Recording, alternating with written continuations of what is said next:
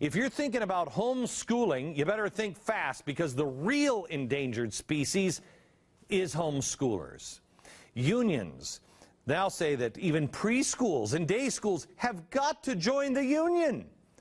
That's the first entrance. The unions don't want you to homeschool. The NEA is openly against it. We often hear opponents warn of homeschooling dangers. Oh, the inadequate standards of academic quality. Oh, it's crazy. So I want to get my hands around this one, okay? See if we can understand this. What they're trying to say here is if you homeschool your children, they won't be as smart as those in public schools like these. Can you name one Democratic candidate for the 2012 presidential campaign? No. Nope. You can't do that one either. In what war did the U.S. gain its independence? I don't know. The British War. The Civil War? That one. That one. That one. That one. Sounds so much better when I can't hear him because I have these on my ears. Boy, I hope my kid will be that smart. I've never met a homeschool kid who said something quite that stupid. But that's only danger number one. Danger number two, of course, lack of socialization with peers of different ethnic and religious backgrounds. Okay. All right, so what that's saying is, your kids are going to be, hillbilly racists if they don't go into a public school. Because the kids in public school, they're not racist at all. They don't make a living for themselves. They just drop out of high school. I'm going to have kids. I'm going to get a welfare check. Get my GED. I'll get my GED. I'm going to go work at McDonald's. And, if I keep having my babies, Shaniqua, Liko, and Jaqueque, I'll keep getting my welfare check for having my babies. Oh. So we're hoping that we can put our kids into public schools, and then they'll be just as good as these public school kids. Okay, all right. So your kids will be smart, and they won't be racist. All right, got it. So far, public school is, boy, you're setting the bar pretty high there. Danger number three, the potential for development of religious or social extremism. Oh, man, those crazy religious zealots and extremists. Boy, you are right.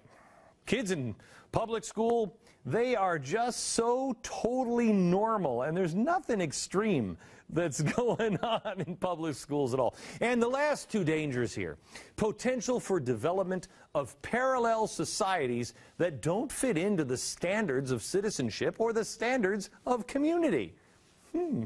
So wait a minute.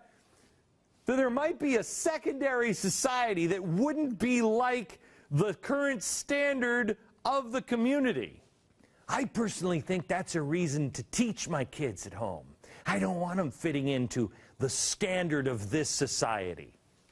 This one? No, thank you. But it's not like our kids in school are out of control or anything. Not at all. Anyway, the last danger, children sheltered from mainstream society or denied opportunities such as social development.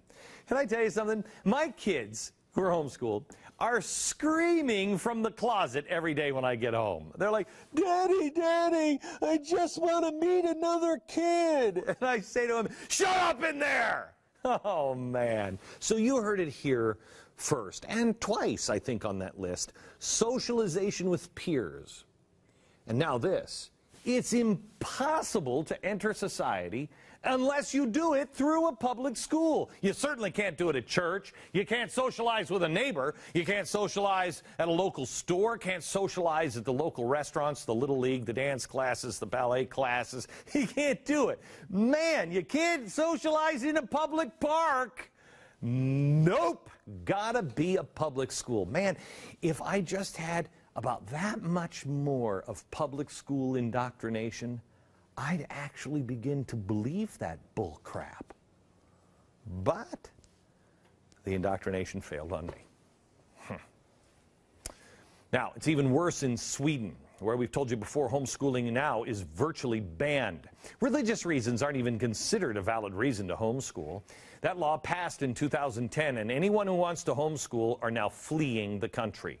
The president of the Swedish Association for Home Education has been forced into exile. He's gone to Finland. Oh, well, things are much better in Finland, I'm sure. Quote, they've given us a very clear reason to leave the country. They've given us a very strong message. It's shameful for Sweden. It's really, really shameful for Sweden. That's the painful thing. It makes me really angry that a country calling itself democratic can treat its people this way. See, this is what democracy looks like. Also in Sweden, this Orthodox Jewish couple is being threatened with a massive fine of $2,400 per week if they don't enroll their 4 eligible kids into public school. Now, this makes total sense. Once you figure out who these wackos are, I mean, and what they've done to their kids, they have a family of 11 children. Hello, hurting Mother Earth. See what I'm saying? But their children have had pretty disastrous results, really, when you look at what they've done to them in homeschooling. The 6 oldest kids, washed-up losers.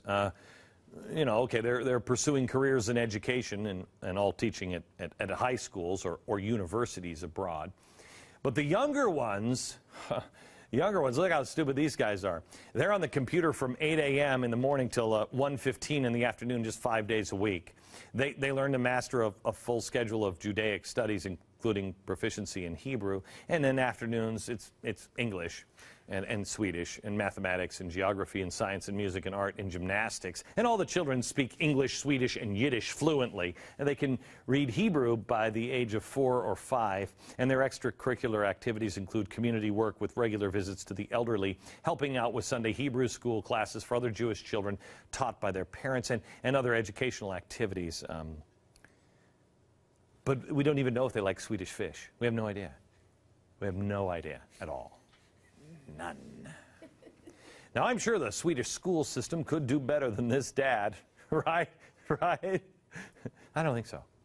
There's one more story I want to share with you right here from home. 13-year-old girl writes an essay on Frederick Douglass. In the process, she takes teachers to task for what she says amounts to engaging in similar tactics that Frederick Douglass wrote about a long, long time ago. They're making slaves. What? What? Now, this made the teachers so mad, she no longer can go to school there. They kicked her out. How dare you question the teachers? We'll hear from her and her mother coming up.